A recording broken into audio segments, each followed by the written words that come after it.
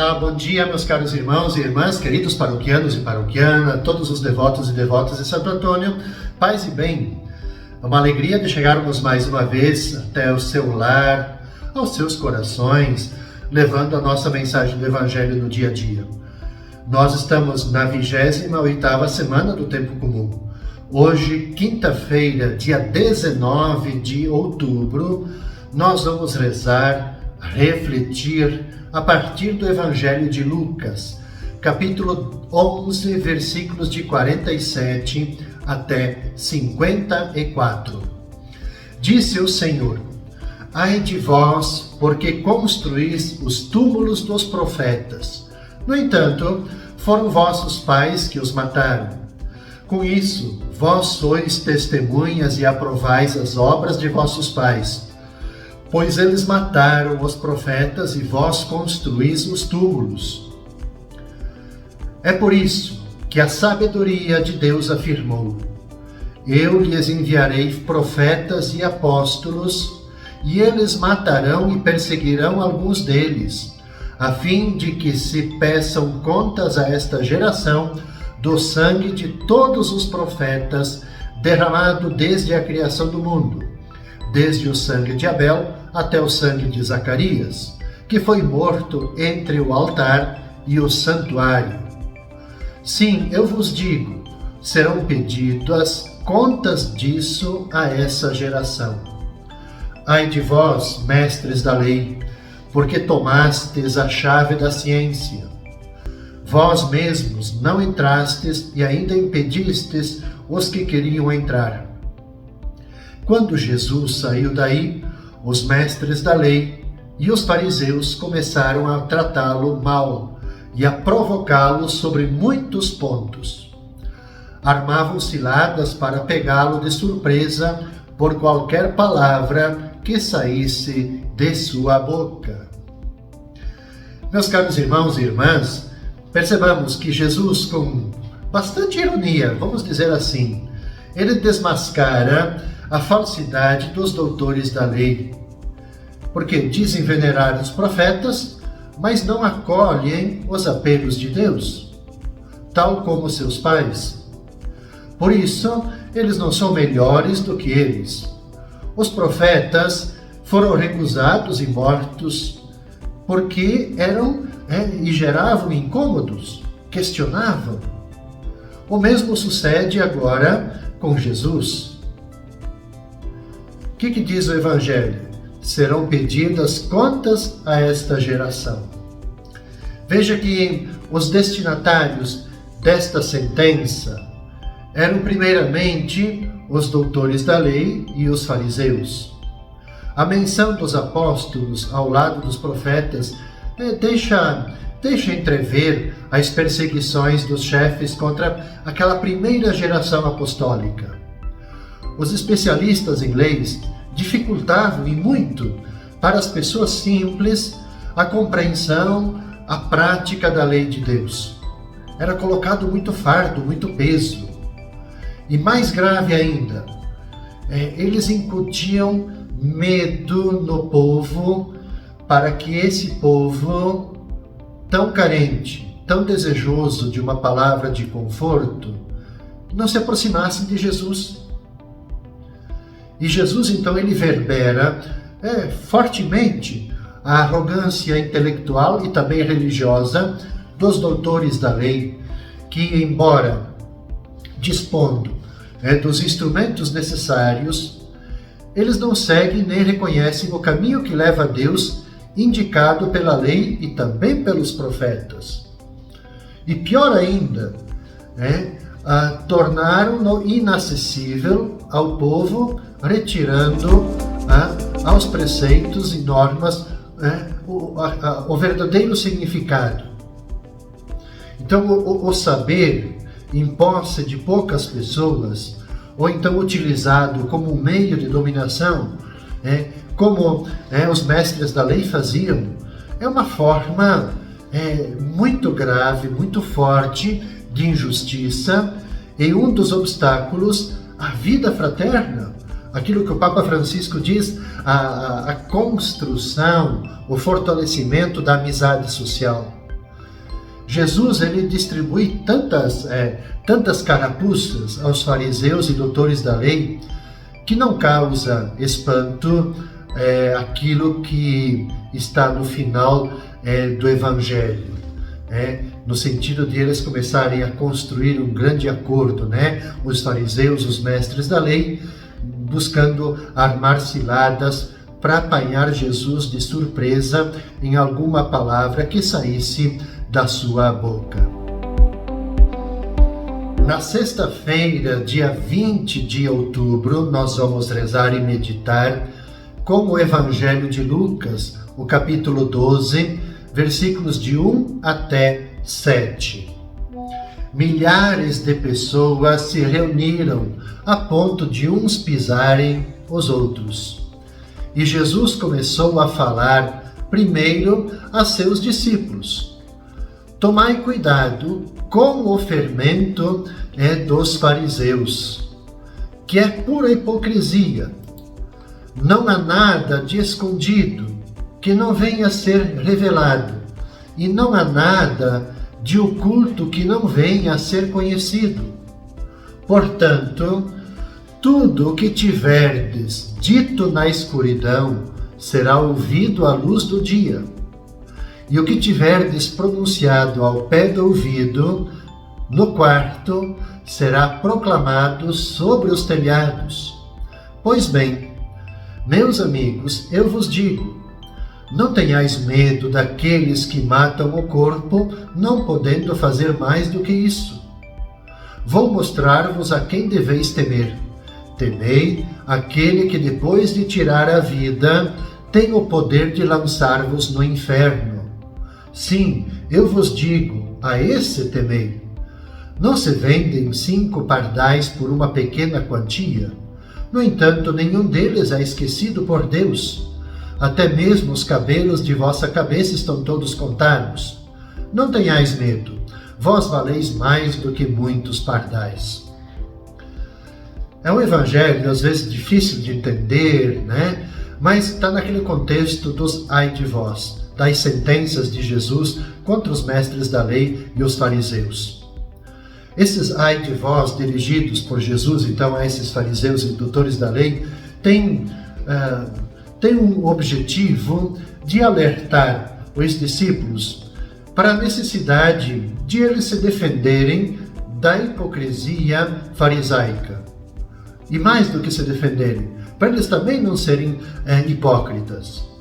Os cristãos, ao contrário dos fariseus, devem exatamente fazer com que as suas palavras correspondam exatamente ao que pensam e sentem, professando então abertamente e sem medo sua fé, custe o que custar, porque nada há encoberto que não venha a ser descoberto. Então o grande convite primeiro é não ter medo de dar o testemunho. Então isso é fundamental para a nossa prática, para a nossa vivência cristã. A gente não ter medo de a gente falar o que pensa, o que sente. E isso, o que pensa e o que sente, tem que corresponder exatamente ao modo de ser cristão. Não pode ser hipocrisia.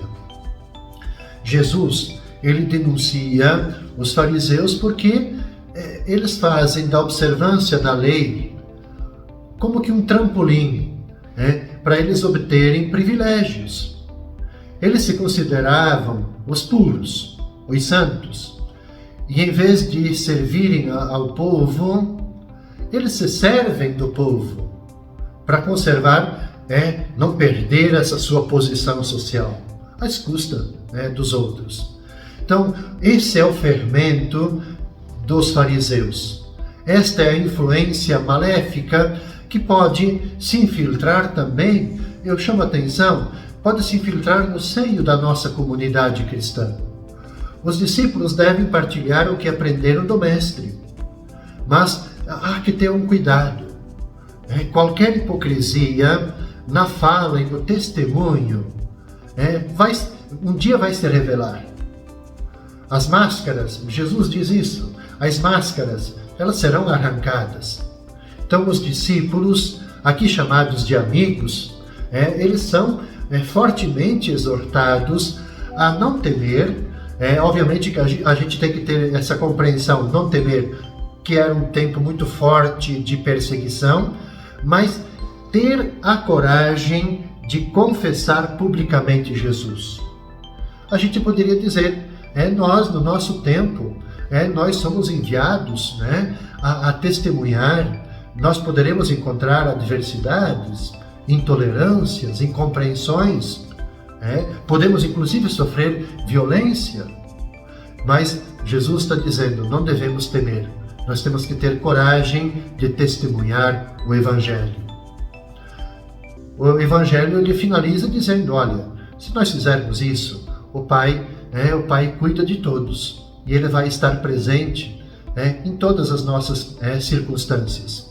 Então, se Deus ele cuida dos pássaros pequenos, dos pássaros indefesos, obviamente que Ele também ele vai ter todo o cuidado, vai ter o zelo de cuidar os seus, aqueles que procuram seguir com fidelidade o seu Filho Jesus.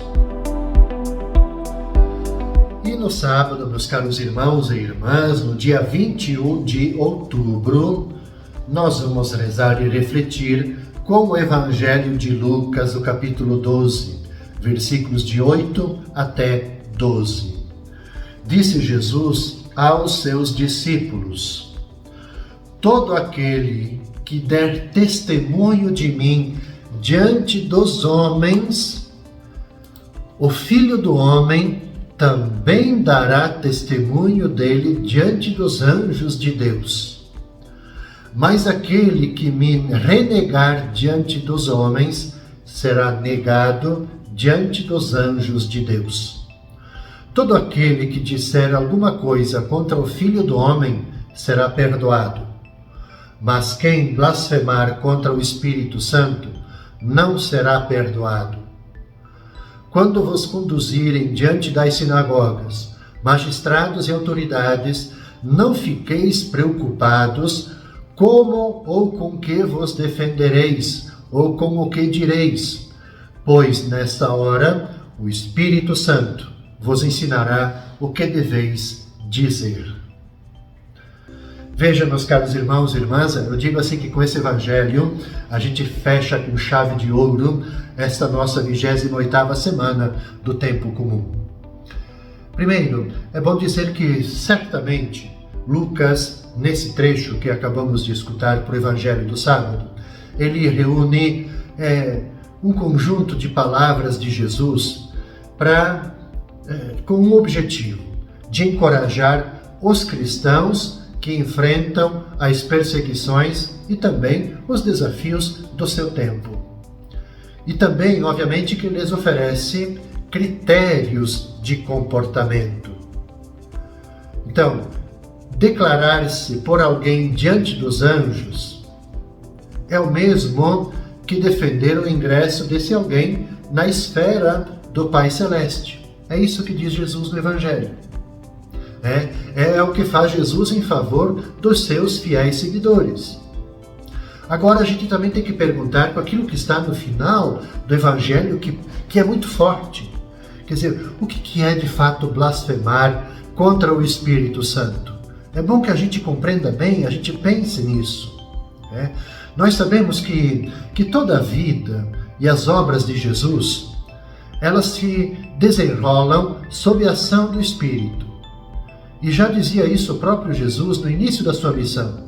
Se vocês recordarem no Evangelho de Lucas, quando Jesus vai lá, abre a Bíblia, o livro e lê, ele começa dizendo assim: o Espírito do Senhor está sobre mim, é Ele que me envia, Ele que me conduz.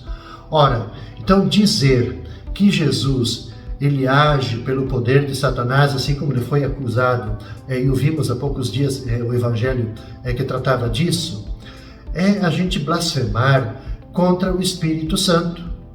É como chamar o Espírito Santo de Satanás, sendo justamente Satanás o inimigo declarado de Jesus. Então, quem ofende a Jesus poderá obter perdão, diz o Evangelho. Afinal, as pessoas, elas são como que lentas para crer que ele é o Filho de Deus. Mas atribuir o bem ao maligno, isso é imperdoável. Vai contra a evidência e também contra a reta intenção. A gente diria assim que é um fechamento total, uma cegueira, coração fechado. Então, imperdoável é a gente resistir ao Espírito Santo, isso é, a gente, eu, você, nós não aceitarmos dentro de nós o testemunho de Deus, que nos impele para o seu Filho. Então, a docilidade a Deus prepara e desenvolve em nós a fé. Então, quanto a esta íntima relação com o Espírito Santo, chega-se à fé. Eu sempre costumo dizer que o maior pecado que nós poderemos cometer na nossa vida é a gente negar a ação do Espírito Santo.